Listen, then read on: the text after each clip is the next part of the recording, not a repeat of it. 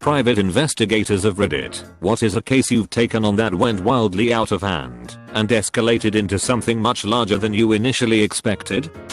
Last year, I was 17. I pretended to be a private investigator, just for fun, and my neighbor gave me a tenner to go look for his missing cat. I guess he just wanted me to have some fun, and I was just fooling around, and I was pretty sure I wouldn't find anything.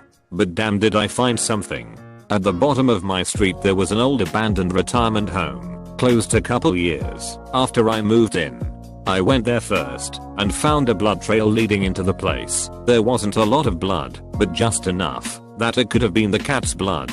Case in point, the building was being used by some druggies that were hiding their operation.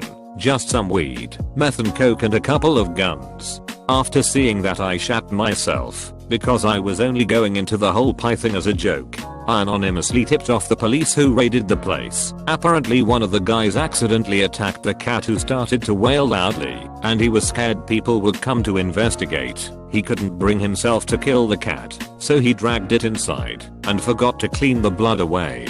It was one of the most thrilling, yet terrifying things that I had ever gotten myself into. But hey, at least the cat lived, and my neighbor got her back. It's 2017. If you're a private investigator, you aren't on the streets solving zany mysteries. You're googling shit for 2 weeks, and not much else. I'm a paralegal who investigates backgrounds of witnesses for our cases. I found someone who was pretending to be someone else who died as a kid. My boss alerted the feds, and they investigated, and found out he had faked his death 20 years before to avoid a embezzlement trial. He got convicted for the false identity because he filed taxes in the fake name.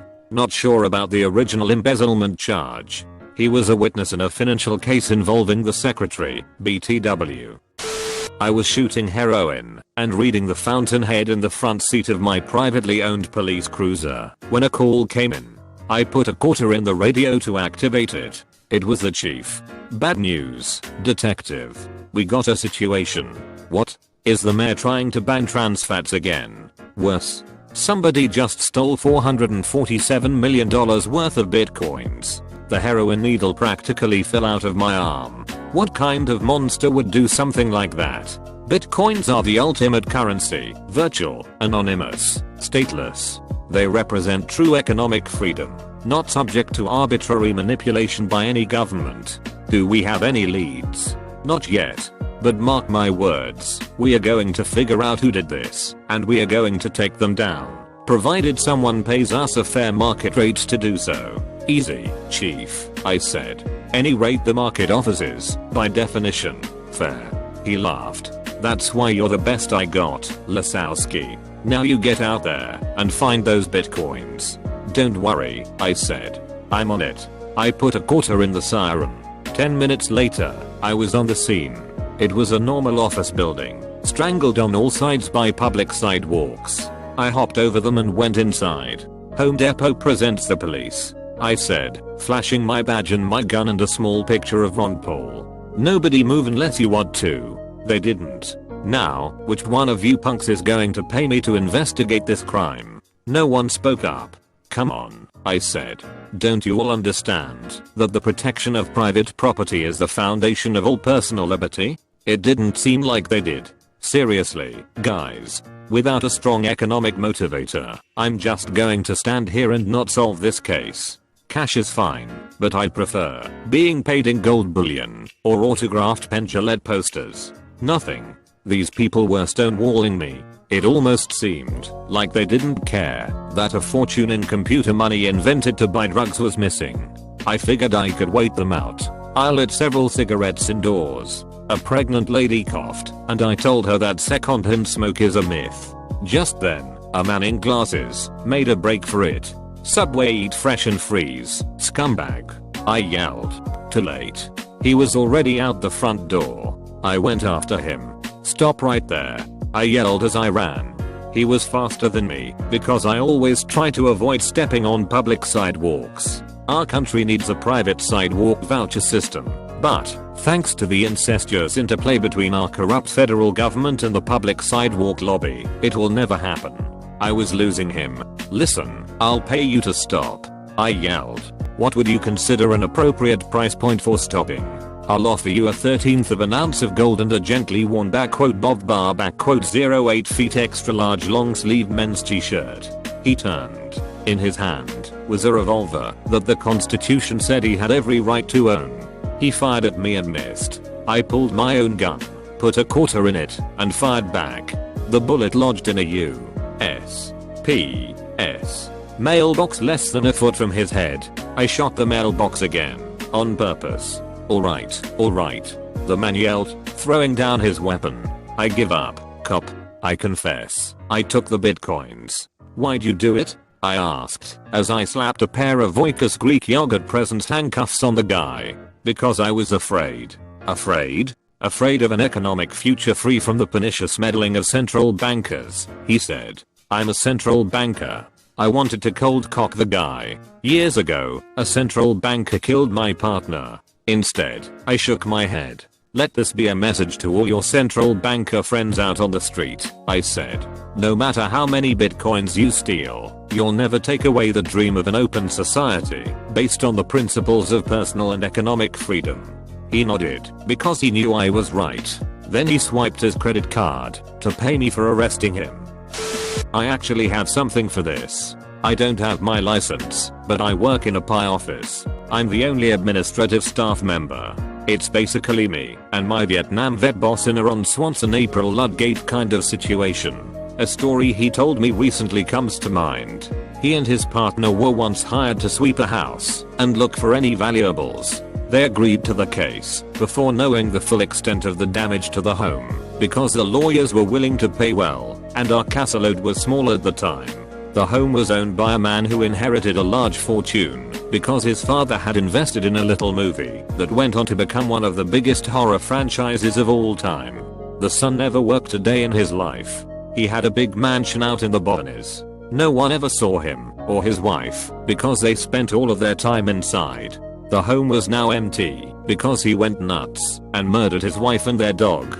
He was serving life in prison and the family's estate needed the home cleared. When my boss and his partner got in there they realized how bad it was. 4 years this guy and his wife had been shooting up drugs in the house. Every square inch of the mansion was covered in trash. After binging on drugs and alcohol the two would puke and then just cover the vomit with trash and leave it there. The same went for the dog shit and piss. This went on 4 years. In addition to the puke and animal waste there were needles littered through the trash. My boss had to buy hazmat suits to sweep the home and look for valuables. Apparently, there was a ton of diamond and gold jewelry just thrown right in with the filth. At one point they found a table behind a door that was missed by the forensic crew completely covered in the wife's blood from where he had mutilated the body. They also found an entire room full of many $1,000 kiln and ceramics supplies, all untouched. I guess the guy decided he wanted to become a master potter before quickly abandoning that pursuit to become a fucking murderer. They could only access the home through one exterior door that wasn't blocked. When they eventually walked around the exterior of the home they found that the guy had purchased himself a shark cage. As in, he decided he wanted to become a shark photographer and ignoring the fact that he didn't live right on the ocean, bought a shark cage and stuck it in the yard. Eventually, people started to invade the grounds and steal stuff from the home, and one day the shark cage just disappeared. This is the first one that came to mind because it just escalated so much as he relayed the story to me. It's hard for me to tell a lot of these stories because of our confidentiality policy, but if I think of any more I can tell I'll edit. My boss has other crazy stories from working private security for Paris Hilton, Snoop Dogg, and the Girls Gone Wild guy, and we have a few instances of having to serve papers to crazy people.